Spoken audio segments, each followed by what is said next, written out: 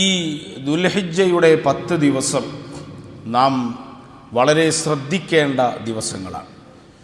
സൂറത്തുൽ ഫജ്ർ, വൽ ഫജ്രി വലയാലിൻ അശ്ർ എന്ന് തുടങ്ങുന്ന അധ്യായം, ആ അധ്യായത്തിൽ അല്ലാഹു സുബ്ഹാനഹു വ തആല വളരെ ഗൗരവമേറിയ കാര്യങ്ങൾ പറയുന്നു. ഫിർഔനിൻ്റെ ധിക്കാരപരമായ പ്രവർത്തനങ്ങൾ, അതുപോലെ സമൂദ് ഗോത്രത്തിൻ്റെ തമ്മാടിത്തരങ്ങൾ, ലൂത്തിൻ്റെ മോശമായ പ്രവർത്തനങ്ങൾ, ഇതെല്ലാം പറഞ്ഞ് അല്ലാഹു സുബ്ഹാനഹു വ തആല ഗൗരവമായ കാര്യം പറയാൻ ആദ്യം അല്ലാഹു സത്യം ചെയ്യാൻ ഉപയോഗിക്കുന്ന കാര്യങ്ങൾ. വൽ ഫജ്ർ, നബിയെ ഫജ്റിൻ്റെ സമയം തന്നെയാണ് സത്യം. വൽ ഫജ്ർ, ഫജ്റിൻ്റെ സമയം തന്നെയാണ് സത്യം. ഞാൻ വലിയ ഒരു ഗൗരവമേറിയ കാര്യം പറയാൻ പോകുന്നു. ഗൗരവമേറിയ ചില സമുദായത്തിൻ്റെ കാര്യങ്ങൾ ഞാനിതാ പറയാൻ പോകുന്നു, പ്രഖ്യാപിക്കാൻ പോകുന്നു എന്ന നിലയിൽ അല്ലാഹു സുബ്ഹാനഹു വ തആല തുടങ്ങുകയാണ്. വൽ ഫജ്ർ, ഫജ്റിൻ്റെ സമയം തന്നെയാണ് സത്യം നബിയെ. ഫജ്റിൻ്റെ സമയത്തിന് വലിയ പ്രത്യേകതയുണ്ട്. സുബ്ഹിൻ്റെ ജമാഅത്ത്, സുബ്ഹിൻ്റെ സമയം എന്ന് പറഞ്ഞാൽ അതിന് വലിയ പ്രത്യേകതയാണ്. സുബ്ഹിക്ക് ജമാഅത്തിന് പള്ളിയിലേക്ക് നടന്നു വരുന്ന മനുഷ്യൻ, ആ മനുഷ്യന് വലിയ പ്രത്യേകത അല്ലാഹ് പറഞ്ഞിട്ടുണ്ട്, നബിതങ്ങൾ പഠിപ്പിച്ചിട്ടുണ്ട്.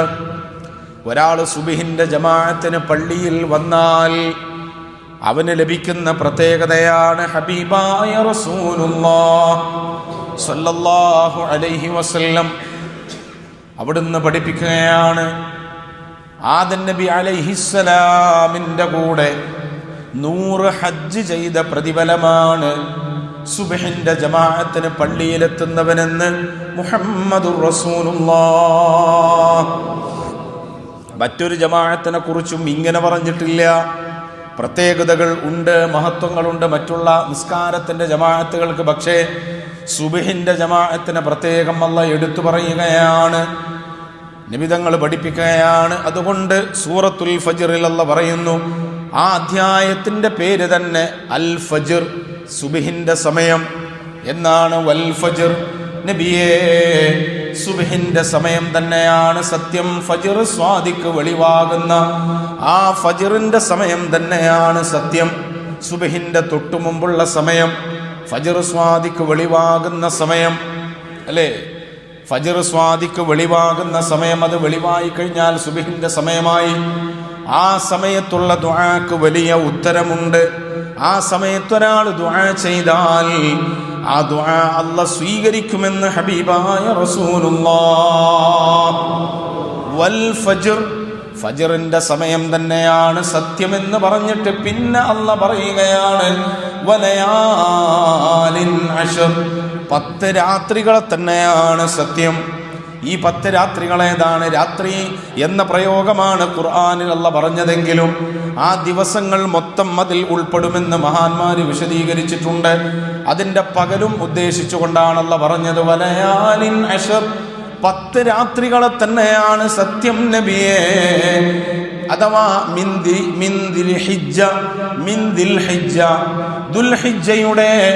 ദുൽഹിജ്ജയുടെ ആദ്യത്തെ 10 ദിവസങ്ങളിലുള്ള രാത്രിയും പകലും തന്നെയാണ് സത്യം. രാത്രികളെ തന്നെയാണ് സത്യം നബിയേ. ദുൽഹിജ്ജയുടെ ആദ്യത്തെ 10 ദിവസങ്ങൾ വലിയ മഹത്വമുള്ള ദിവസങ്ങളാണ്. അതുകൊണ്ടാണ് സത്യം പറയുമ്പോ, സത്യം ചെയ്യുമ്പോ അല്ലാഹു ആ ദിവസങ്ങളെ പ്രയോഗിച്ചത്. എന്നിട്ട് അല്ലാഹ് പറയാൻ പോകുന്നത് വശഫ്ഇ വൽ വത്ർ വല്ലൈലി ഇദാ യസ്ർ എന്ന് പറഞ്ഞ് ഹൽ ഫീ ദാലിക ഖസമുൽ ലിദി ഹിജ്ർ എന്ന് പറഞ്ഞിട്ട് പിന്നെ അല്ലാഹ് പറയുന്നു, ഞാൻ സത്യം ചെയ്തിട്ട് പറയാൻ പോകുന്നത് അലം തറ കൈഫ ഫഅല റബ്ബുക ബിആദ്. ആദ് ഗോത്രം അവരെ റസൂലിനെ, അവരെ നബിയെ നിഷേധിച്ചപ്പോൾ, അവരെ നബി പറയുന്ന കാര്യങ്ങളിലൂടെ അവർ സഞ്ചരിക്കാതെ വന്നപ്പോൾ നബിയെ അവരെ നാം എന്ത് ചെയ്തു എന്ന് അങ്ങ് ചിന്തിക്കുന്നില്ലയോ നബിയേ? അങ്ങയുടെ റബ്ബ് എന്ത് ചെയ്തെന്ന് ചിന്തിക്കുന്നില്ലയോ നബിയേ? അവരെ തൂഫാനാക്കി കളഞ്ഞു. വസമൂദല്ലദീന ജാബുസ്സുഖ്റ ബിൽവാദ്. സമൂദ് ഗോത്രത്തെ നമ്മൾ എന്ത് ചെയ്തെന്ന് അങ്ങ് ചിന്തിക്കുന്നില്ലയോ, അങ്ങ് കാണുന്നില്ലയോ നബിയെ? പർവ്വതങ്ങളിലാണ് സമൂദ് ഗോത്രങ്ങൾ, മലകൾ തുരന്നുകൊണ്ട് അതിൽ താമസിച്ചിരുന്ന സമൂദ് ഗോത്രം. ആ സമൂദ് ഗോത്രത്തെ നമ്മൾ അട്ടിമറിച്ചിട്ടു നബിയെ. അവരംഗീകരിക്കാതെ വന്നപ്പോൾ വലിയ പരീക്ഷണങ്ങൾക്ക് വിധേയമാക്കി. ഒരു നബിയുടെ ഉപദേശം സ്വീകരിക്കാതെ വന്നാൽ അവരെ അട്ടിമറിച്ചിടും, അവരെ നമ്മൾ തൂഫാനാക്കി കളയും, അവരെ നമ്മൾ നശിപ്പിച്ചു കളയുമെന്ന ഗൗരവമേറിയ കാര്യം നിസ്കാരത്തിലേക്ക് വിളിക്കുമ്പോ അതിന് ചെവി കൊടുക്കാതെ നടന്നാൽ അവനെ നശിപ്പിച്ചു കളയുമെന്ന സന്ദേശമാണ് ഈ അധ്യായത്തിലൂടെ അല്ല പഠിപ്പിക്കുന്നത്. നല്ല കാര്യങ്ങൾ പറയുമ്പോൾ അത് ചെവിക്കൊള്ളാതെ നടന്നാൽ അവനെ തൂഫാനാക്കി കളയുമെന്ന് ഈ അധ്യായത്തിലൂടെ അല്ല പഠിപ്പിക്കുകയാണ്. ഗൗരവമേറിയ കാര്യം പറയാൻ അല്ല ആദ്യം തുടങ്ങി വെക്കുന്നത് വൽ ഫജ്രി വലയാലിൻ അശ്ർ, ദുൽഹിജ്ജയുടെ മഹത്വമേറിയ പുണ്യമേറിയ 10 ദിവസങ്ങളെ തന്നെയാണ്, അതിന്റെ രാത്രികളെ തന്നെയാണ് സത്യം. യാ റസൂലല്ലാഹ്, ഖുർആൻ പറഞ്ഞു ദുൽഹിജ്ജയുടെ ആദ്യത്തെ 10 ദിവസങ്ങളുടെ മഹത്വം. വിശുദ്ധ ഖുർആൻ അതിന്റെ രാത്രികളുടെ മഹത്വം ഗണ്യമായി പറയുകയാണ്. ആ രാത്രികളിൽ ഒരാൾ ദുആ ചെയ്താൽ, ആ 10 ദിവസങ്ങൾ ഒരാൾ ബഹുമാനിച്ച് പടച്ചവനിലേക്ക് കൈമലർത്തിയാൽ അതിന്റെ ഓരോ സെക്കൻഡുകളും മഹത്വമുള്ളതാണ്. ആ ദുആ അല്ല തട്ടിക്കളയുകയില്ല, ആ ദുആ അല്ല സ്വീകരിക്കുന്നതാണ്. ആ 10 ദിവസങ്ങളിൽ നടത്തുന്ന ഓരോ സൽക്രമങ്ങളും അതിന് പ്രത്യേകമായ വാല്യൂ ഉണ്ട്. എന്തേ ഹജ്ജിന് ഈ മാസത്തിലെ ദിവസങ്ങളല്ല തെരഞ്ഞെടുക്കാൻ കാരണം? അല്ലേ, ദുൽഹിജ്ജയിൽ 30 ദിവസമുണ്ട്. ആദ്യത്തെ 10 ദിവസം തന്നെ ഹജ്ജിന് അല്ല തെരഞ്ഞെടുക്കാനുള്ള കാരണം എന്തേ? രണ്ടാമത്തെ 10-ലായിക്കൂടെ, മൂന്നാമത്തെ 10-ലായിക്കൂടെ, അല്ലെങ്കിൽ മറ്റൊരു സമയത്തായിക്കൂടെ, മറ്റൊരു മാസത്തിലായിക്കൂടെ? പക്ഷേ ആദ്യത്തെ 10-ൽ തന്നെ അല്ല തെരഞ്ഞെടുക്കാനുള്ള കാരണം വലയാലിൻ അശ്ർ, അതിന്റെ മഹത്വത്തെ സൂചിപ്പിക്കുകയാണ്. ദുൽഹിജ്ജയുടെ 9ാമത്തെ ദിവസം അത് യൗമു അറഫ, അറഫയുടെ ദിവസമാണ്. അൽ ഹജ്ജു വഖൂഫു അറഫ, ഹജ്ജ് എന്ന് പറഞ്ഞാൽ മറ്റുള്ള കർമ്മങ്ങളുണ്ടെങ്കിലും അതിന്റെ ഇമ്പോർട്ടന്റ് ആയ കർമ്മം അറഫയിൽ നിൽക്കലാണ്. ആ അറഫയിൽ നിൽക്കുക എന്ന പ്രവർത്തനം, അറഫയിൽ നിലകൊള്ളുക എന്ന പ്രവർത്തനം ഉണ്ടാകുന്നത് ദുൽഹിജ്ജ 9ാമത്തെ ദിവസമാണ്. എന്തുകൊണ്ടും മഹത്വമാണ്. അതുകൊണ്ട് എൻ്റെ വിശ്വാസികളെ, ദുൽഹിജ്ജ 9ാമത്തെ ദിവസം അറഫ ദിവസമാണ്. ആ ദിവസം നോമ്പെടുക്കൽ സുന്നത്താണ്. ആ നോമ്പിന്റെ പ്രത്യേകത ഹബീബായ റസൂലുള്ളാഹ് സ്വല്ലല്ലാഹു അലൈഹി വസല്ലമ തങ്ങൾ പറഞ്ഞു, ലിഅന്നഹു യുകഫിറു സനതൽ മാദിയത, കഴിഞ്ഞ ഒരു വർഷത്തെ തെറ്റുകുറ്റങ്ങൾ നിങ്ങൾക്ക് അറഫ നോമ്പിലൂടെ അല്ലാഹു പുറത്തു തരുമെന്ന് ഹബീബായ റസൂലുള്ളാഹ്.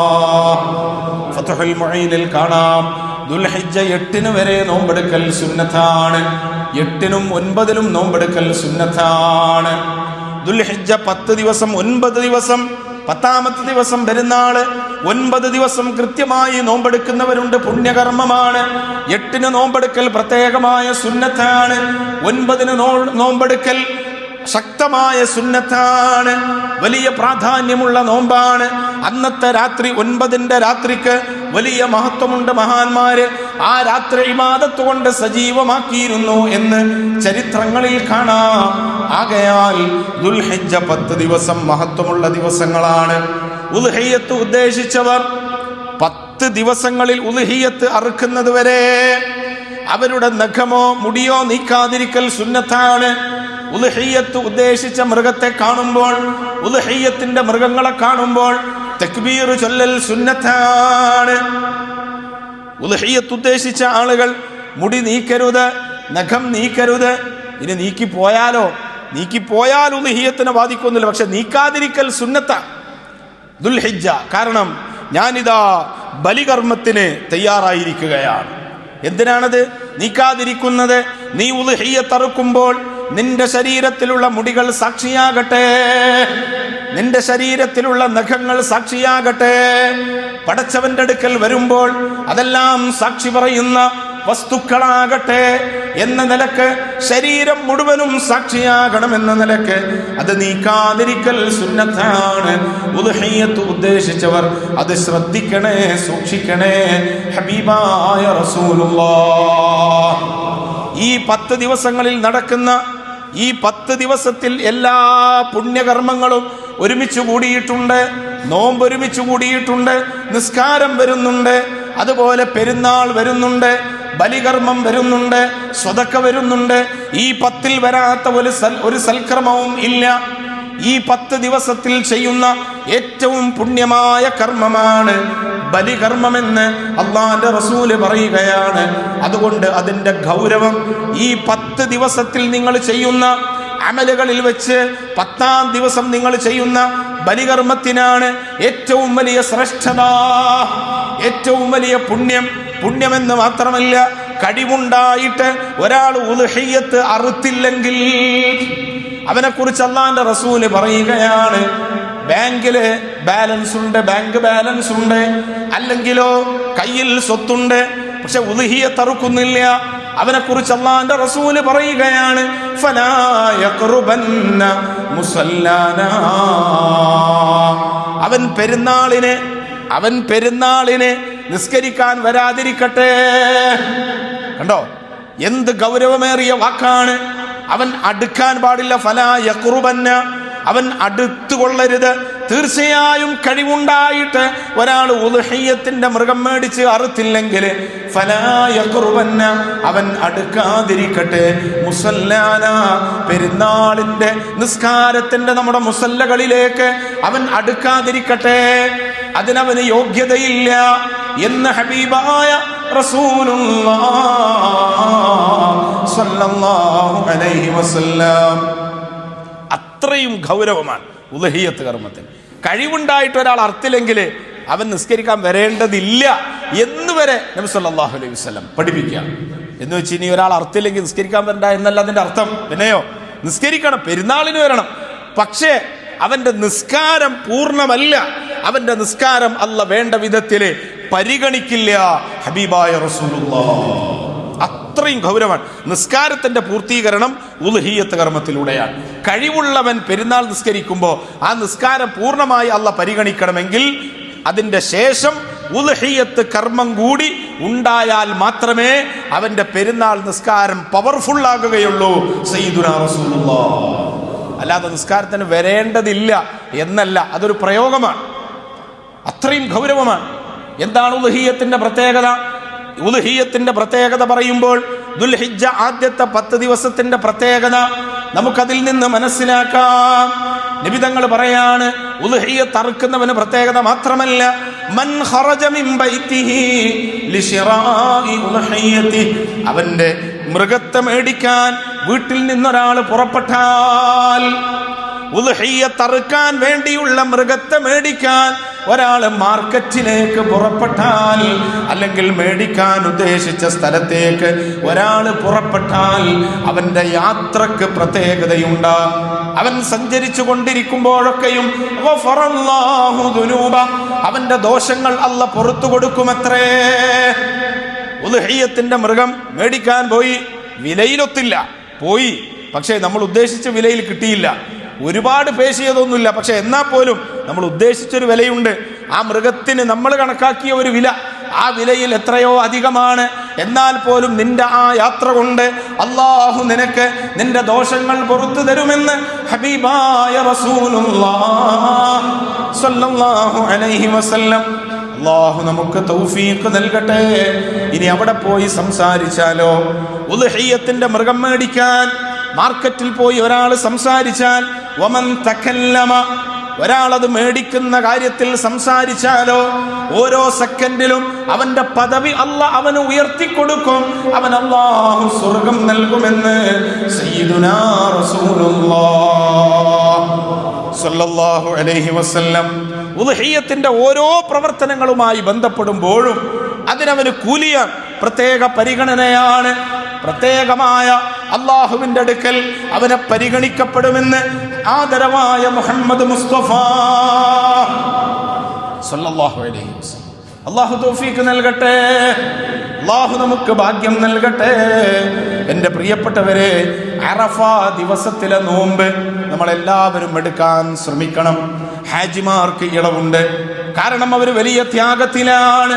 അതിനേക്കാൾ വലിയ ത്യാഗമുണ്ടോ? അതുകൊണ്ടല്ലേ റസൂലുള്ളാഹി തങ്ങൾ പറഞ്ഞത് അൽ ഹജ്ജു, ഹജ്ജ് എന്ന് പറഞ്ഞാൽ യഹ്ദിമു മാ കാന ഖബ്ല. ആ ഹാജി ഹജ്ജിൽ പ്രവേശിക്കുന്നതിന്റെ മുമ്പ് അവന്റെ ജീവിതത്തിൽ വന്ന സർവ്വദോഷങ്ങളും അതിനെ പൊടി പടലമാക്കി കളയും. ഹജ്ജ് അവന്റെ ദോഷങ്ങളെ അള്ളാഹു പൊടി പടലമാക്കി കളയും, തൂഫാനാക്കി കളയും, അഥവാ പൂർണ്ണമായി അള്ളാഹ് പുറത്തു കൊടുക്കുമെന്ന് സയ്യിദുനാ റസൂലുള്ളാഹ്. കാരണം അത് ഏറ്റവും വലിയ ത്യാഗമാണ്. ദുൽഹിജ്ജ 10 ദിവസങ്ങളിൽ ചെയ്യുന്ന ത്യാഗത്തിന്റെ പ്രവർത്തനമാണ്. അവര് അറഫയിൽ നിന്ന് ത്യാഗം സഹിക്കുമ്പോൾ അവർക്ക് ഐക്യദാർഢ്യമായി നമ്മൾ ചെയ്യേണ്ടത് നമ്മുടെ നാട്ടിലെ അറഫയുടെ ദിവസം നമ്മൾ നോമ്പെടുക്കലാണ്. അത് ഹാജിമാരോടുള്ള ഏറ്റവും വലിയ ഐക്യദാർഢ്യമാണ്. വിട്ടുകളയരുത്, മിസ്സാക്കി കളയരുത്. അള്ളാഹു നമുക്ക് തൗഫീഖ് നൽകട്ടെ, അള്ളാഹു ഭാഗ്യം നൽകട്ടെ. നല്ല കാര്യങ്ങളിൽ വ്യാപൃതരാകണം, അല്ലെങ്കിൽ അള്ളാഹുവിന്റെ അദാബ്, പടച്ചവന്റെ പണിഷ്മെന്റ് ഏത് രീതിയിലാണ് നമ്മിലേക്ക് എത്തുക എന്ന് നമുക്ക് പറയാൻ കഴിയില്ല. അള്ളാഹുവേ, ഞങ്ങൾക്ക് നീ സലാമത്ത് നൽകണേ അല്ലാഹ്. ലിബിയയിലെ ആമിർ മൻസൂർ അല്ലേ, അദ്ദേഹത്തിന്റെ സംഭവം നിങ്ങൾ കേട്ടില്ലേ? ഹജ്ജിന് വേണ്ടി ദൃഢപ്രതിജ്ഞ എടുത്തിട്ട് വീട്ടിൽ നിന്ന് ഇറങ്ങിയ മനുഷ്യനാണ്.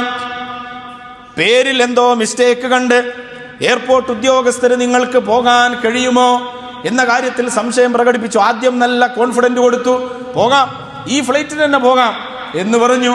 പക്ഷേ പിന്നീട് ഫ്ലൈറ്റ് ടേക്ക് ഓഫിന്റെ സമയമാകുമ്പോഴും ഇദ്ദേഹത്തിന്റെ ക്ലിയറൻസ് വരുന്നില്ല. അപ്പൊ സമാധാനിപ്പിച്ചു, നിങ്ങൾക്ക് ഈ വർഷം ഹജ്ജ് ചെയ്യാൻ അള്ളാഹു ഖലാക്കിയിട്ടുണ്ടാവില്ല എന്ന് നിങ്ങൾ മനസ്സിലാക്കുക എന്ന് പറഞ്ഞപ്പോൾ അയാൾ പറഞ്ഞേ, ഞാൻ പോവില്ല, എയർപോർട്ടിൽ നിന്ന് ഞാൻ പോവില്ല, ഞാൻ ഹജ്ജിനാ പുറപ്പെട്ടിരിക്കുന്നത്, അതുകൊണ്ട് ഞാൻ പോവില്ല എന്ന് പറഞ്ഞ് തവക്കുലിന്റെ മനസ്സാണ്. അതാണ് അള്ളാഹ് കണക്കാക്കിയാൽ നടക്കും, അല്ലെങ്കിൽ നടക്കൂല. മക്കത്തെത്തിയാലും കഅബന്റെ സമീപത്തെത്തിയാലും, മക്കയിലെത്തിയിട്ട് എത്ര ഹാജിമാർ മരണപ്പെട്ടു പോയിട്ടുണ്ട്. അള്ളാഹു അവരെ ഖബറുകളെല്ലാം സന്തോഷത്തിലാക്കി കൊടുക്കട്ടെ. അള്ളാഹ് കണക്കാക്കിയാൽ നടക്കും, അല്ലെങ്കിൽ ഏത് തമ്പുരാൻ കണക്കാക്കിയിട്ടും കാര്യമില്ല. പടച്ചവൻ നിശ്ചയിച്ചിട്ടുണ്ടോ അത് നടക്കും. അതല്ലേ നമ്മുടെ ചെറുപ്രായത്തിൽ മദ്രസയിൽ പോയവര് പഠിച്ചിട്ടുണ്ട്, വൽ ഖദരി ഖൈരിഹി വശർരിഹി മിനല്ലാഹി തആല. ഖൈറും ശർറും ഒക്കെ നടക്കുന്നത് അല്ലാഹുവിങ്കൽ നിന്നാണ്. ഒരാൾക്കും അതിന് കഴിവില്ല. ഒരു ഖൈറും ഇവിടെ നടപ്പിലാക്കാൻ അല്ലാഹ്ക്കല്ലാതെ മറ്റൊരാൾക്കും അതിന് കഴിവില്ല. ശർറ് നടപ്പിലാക്കാൻ അല്ലാഹ്ക്കല്ലാതെ മറ്റൊരാൾക്കും അതിന് കഴിവില്ല. അതേസമയം സൃഷ്ടികളൊക്കെ അതിന്റെ കാരണക്കാരാണ് അല്ലേ? സൃഷ്ടികളൊക്കെ അതിന്റെ കാരണക്കാരാണ്. പൈലറ്റ് പറഞ്ഞു, ഫ്ലൈറ്റ് മുന്നോട്ട് പോകുമ്പോൾ ടേക്ക് ഓഫ് കഴിഞ്ഞിട്ട് എന്തോ ഒരു പ്രശ്നം ഫ്ലൈറ്റിന്. പിന്നെ പൈലറ്റ് തിരിച്ചു വന്നിട്ട് പറഞ്ഞ എന്താ, ആമിറില്ലാതെ ഫ്ലൈറ്റ് പറത്തുമ്പോൾ എനിക്കൊരു വിഷമം എന്ന് പോലും അയാൾ കമന്റ് പറഞ്ഞു എന്നാണ്. നിങ്ങൾ ആലോചിച്ച് നോക്കിയേ, പോയ ഫ്ലൈറ്റ് തിരിച്ചു വന്നു, ആമിറിനെ കയറ്റിപ്പോയി. എന്തൊരു സംഭവമാണ്! ഇതാണ് പടച്ചവന്റെ തീരുമാനമുണ്ടെങ്കിൽ മക്കയിലെത്തും, ഹജ്ജ് കർമ്മം നിർവഹിക്കും, മദീനയിലെത്തും എന്നതിന് സംശയമില്ല. അള്ളാഹുവിന്റെ തീരുമാനമുണ്ടെങ്കിൽ എല്ലാം നടക്കൂ, അല്ലെങ്കിൽ ഒന്നും ഇവിടെ നടക്കുന്നില്ല. എന്റെ പ്രിയപ്പെട്ടവരെ, നമ്മിൽ നിന്ന് ഹജ്ജിന് പോയ നമ്മുടെ പ്രിയപ്പെട്ട വിശ്വാസികൾക്ക് അള്ളാഹു നല്ല സുരക്ഷിതമായി അമൽ ചെയ്യാൻ തൗഫീഖ് നൽകട്ടെ. അതുകൊണ്ട് അറഫ നോമ്പ് നമ്മൾ ശ്രദ്ധിക്കണേ. അറഫ കഴിഞ്ഞാൽ പെരുന്നാൾ ശ്രദ്ധിക്കണം, ഉദ്ഹിയ്യത്തിന്റെ കർമ്മങ്ങൾ ശ്രദ്ധിക്കണം. അള്ളാഹു നമുക്ക് തൗഫീഖ് നൽകട്ടെ. ആമീൻ യാ റബ്ബൽ ആലമീൻ. ഉദ്ഹിയ്യത്ത് അറക്കുമ്പോൾ നിയ്യത്ത് നിർബന്ധമാണ്. നിയ്യത്തില്ലെങ്കിൽ ഉദ്ഹിയ്യത്താവില്ല. അപ്പൊ നമ്മൾ എന്ത് ചെയ്യുക? നമ്മൾ സ്വന്തമായിട്ട് അറക്കുകയാണെങ്കിൽ നമ്മൾ നിയ്യത്ത് വെക്കുക, ഞാനിതാ ഉദ്ഹിയ്യത്ത്, ഈ മൃഗത്തെ എൻ്റെയും കുടുംബത്തെയും എനിക്കും കുടുംബത്തിനും വേണ്ടി മൃഗത്തെ ഞാൻ ഉദ്ഹിയ്യത്ത് അറുക്കുന്നു എന്ന നിയ്യത്ത് മനസ്സിൽ കൊണ്ടുവന്ന് അറക്കുക. നമ്മൾ തക്ബീറത്തുൽ ഇഹ്റാം കെട്ടുമ്പോൾ കെട്ടുന്നതിന്റെ മുമ്പ് നിയ്യത്ത് വെച്ച് പൂർത്തിയായാൽ ഉടനെ തക്ബീറത്തുൽ ഇഹ്റാം കെട്ടും. എന്നതുപോലെ നിയത്ത് വെച്ച ഉടനെ നമ്മൾ അറുക്കുക. ഇനി നമ്മളല്ല അറുക്കുന്നതെങ്കിലോ മറ്റൊരാളെ ഏൽപ്പിക്കുകയാണെങ്കിൽ അയാളോട് അദ്ദേഹത്തിനോട് പറയണം, അലി ഉസ്താദ് ആണെങ്കിൽ അലി ഉസ്താദ്, അല്ല വേറൊരാളാണെങ്കിൽ വേറൊരാൾ, ആരാണെങ്കിലും നമ്മൾ ആരെയാണോ നമ്മൾ വക്കാലത്താക്കുന്നതെങ്കിൽ, അറുക്കാൻ വേണ്ടി ഏൽപ്പിക്കുന്നതെങ്കിൽ, എൻ്റെ ഉളുഹിയത്തിൻ്റെ ഈ മൃഗത്തെ ഉളുഹിയത്ത് അറുക്കാൻ നിങ്ങളെ ഞാൻ ഏൽപ്പിച്ചു എന്ന് പറയണം. അപ്പോൾ അല്ലാതെ ചുമ്മാ അങ്ങനെ നാളെ കേട്ടോ ഇതുകൊണ്ടായില്ല, അത് വാ തുറന്ന് പറയണം, നിങ്ങളെ ഞാൻ ഏൽപ്പിച്ചു. ഇതൊരു പുതിയ കാര്യമായിട്ട് നിങ്ങൾ മനസ്സിലാക്കുമെന്ന് എനിക്കറിയില്ല. അത് ശറഇന്റെ നിയമമാണ്, ഇസ്ലാമിന്റെ നിയമമാണ്. അങ്ങനെ ഏൽപ്പിക്കണം. ഞാൻ അൽഹംദുലില്ലാ സ്വീകരിച്ചു എന്നപ്പോൾ പറയും, ഞാൻ ഏറ്റു എന്ന് പറയല്ലോ. അത് കഴിഞ്ഞ് പിന്നെ അറുക്കുന്ന സമയത്ത് നിയ്യത്ത് വേണം. ഇത് നമ്മൾ അറുക്കാൻ വേണ്ടി വക്കാലത്താക്കുകയാണ്. അത് കഴിഞ്ഞ് പിന്നെ അറുക്കുന്ന സമയത്ത് നമ്മൾ അടുത്തുണ്ടാവും, അടുത്തുള്ള ആളുകൾ, ഇതിന് ക്യാഷ് മുടക്കിയ ആളുകൾ അറുക്കുന്നത് നമ്മൾ കാണുമല്ലോ. കാണുന്ന സമയത്ത് അറുക്കാൻ പോകുമ്പോൾ പടച്ചോനെ ഞാൻ എൻ്റെ ഉളുഹിയത്തിൻ്റെ മൃഗത്തെ അറുക്കുന്നു എന്ന് മനസ്സിൽ നമ്മൾ നിയ്യത്ത് വെക്കുക അറുക്കുന്നതിൻ്റെ തൊട്ട് മുമ്പ്. അപ്പം അദ്ദേഹം അറുക്കും, നമ്മൾ ഏൽപ്പിച്ച ആൾ അറുക്കും. അല്ലെങ്കിൽ നിയ്യത്ത് വെക്കാനും അറുക്കാനും ഈ ഏൽപ്പിക്കുന്ന ആളുകളെ നമുക്ക് രണ്ടും ഏൽപ്പിക്കാം, രണ്ടും ചെയ്യാം. അതതിൻ്റെ മതവിധിയാണ്. അപ്പം നിയ്യത്ത് വെക്കാനും നിങ്ങളെ ഞാൻ ഏൽപ്പിച്ചു, എൻ്റെ മൃഗത്തെ ഉളുഹിയത്ത് അറുക്കാനും നിങ്ങളെ ഞാൻ ഏൽപ്പിച്ചു എന്ന് പറഞ്ഞ് അദ്ദേഹത്തെ ഏൽപ്പിക്കാം. അപ്പം രണ്ടും അദ്ദേഹത്തിന് ഏൽപ്പിക്കാം. അല്ലെങ്കിൽ നിയ്യത്ത് നമുക്ക് വെക്കാം, അറുക്കാൻ ഏൽപ്പിക്കാം. അല്ലെങ്കിൽ രണ്ടും നമുക്ക് ചെയ്യാം. നമ്മൾ ഏത് കാര്യം ചെയ്യുമ്പോൾ ഇപ്പോൾ സക്കാത്ത്, ഫിത്ർ സക്കാത്ത് കൊടുക്കുമ്പോഴോ കൊടുക്കുന്ന സമയത്ത് നിയ്യത്ത് വേണം. എൻ്റെ ഫിത്ർ സക്കാത്താണ് ഞാനിത് കൊടുക്കുന്നത് എന്ന് നിയ്യത്ത് വേണം. നിസ്കാരത്തിന് നിയ്യത്ത് വേണ്ടേ? നമുക്കും അറിയാം, പടച്ചവനും അറിയാം നിസ്കരിക്കാനാണ് നിൽക്കുന്നത്, അല്ലേ? നിസ്കരിക്കാനാണ് നിൽക്കുന്നത് എന്ന് നമുക്കും അറിയാം, പടച്ചവനും അറിയാം. പിന്നെ എന്തിനാ നിയ്യത്ത് വേണം. നിയ്യത്ത് വെച്ച് നിസ്കരിച്ചാലേ നിസ്കാരമാകൂ, അല്ലെങ്കിൽ നിസ്കാരമാകില്ല. എന്നതുപോലെ ഉദ്ഹിയ്യത്തിന് നിയ്യത്തുണ്ട്, ഫിത്ർ സക്കാത്തിന് നിയ്യത്തുണ്ട്. അതിൻ്റെ വിശ്വാസികൾ പ്രത്യേകം ശ്രദ്ധിക്കണം. നാം ഇത്രയും ക്യാഷ് കൊടുത്ത് നമ്മൾ അറവ് നടത്തുമ്പോൾ അത് പൂർണ്ണമായി അതിൻ്റെ രീതിയിലാകണം. അള്ളാഹു നമുക്ക് തൗഫീഖ് നൽകട്ടെ, അള്ളാഹു ഭാഗ്യം നൽകട്ടെ.